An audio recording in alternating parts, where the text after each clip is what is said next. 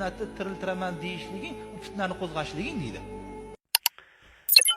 Alhamdulillahi vahda va salatu vassalamu ala man la nabiyya ba'da.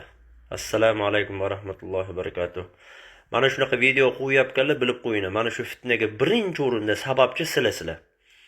Chunki shunaqa videoni qo'ymasanglar, boshqalar chiqib bularni gapirmaydi. Mana bularning o'zi xatoligini, haqiqiy konchunning mutaassibligini men aytib tushuntirib beraman.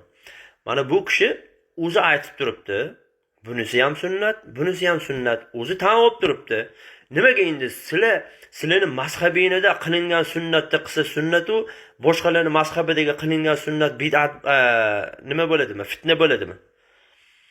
Bo'lmasa chiqib aytinglar, Imom Ahmad mazhabi, Imom Maliki, Imom Shofiy mazhablari bular zalolat toifalar bular, adashgan mazhablar deb aytinglar. Ayta olasizlarmi? Yo'q, ayta olmaysizlar.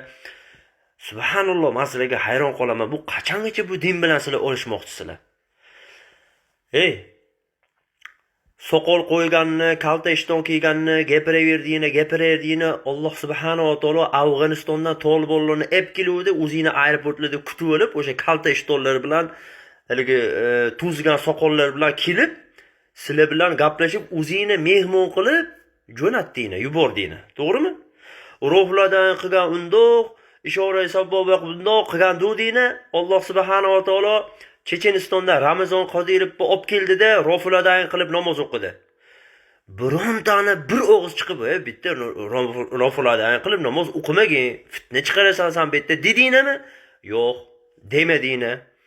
Yana bir qancha vaqt o'tdi-da, aminni jahriy aytgan undoq, aminni jahriy aytsa bo'lmaydi, unaqa edi, bunaqa edi qilib 3-10 qiluvdinglar. Alloh subhanahu va taolo ana qo'shni Pokistonmi qaydandir bir qancha to'da odamlarni olib keldida aminni jahriy aytdi. Ana Termiziy Quburiy o'zi imomgarchilikka o'tdi, orqasida hamma amin deb baqirdi. Nimaga bir og'iz birotani chiqib aminni baqir qilib aytmagin, fitna qo'zg'ayapsan demadinglar. Sizlar qo'rqoq, latta, nafsiga qul bo'lgan ashaqa insonsizlar. Vallohi men shunaqa deb bilaman sizlarni. Allohdan qo'rqinglar. Mutaassiblik qilavermani.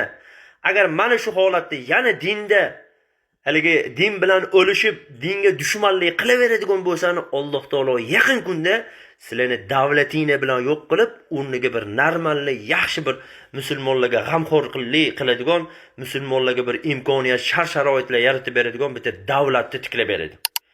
Allohu a'lam.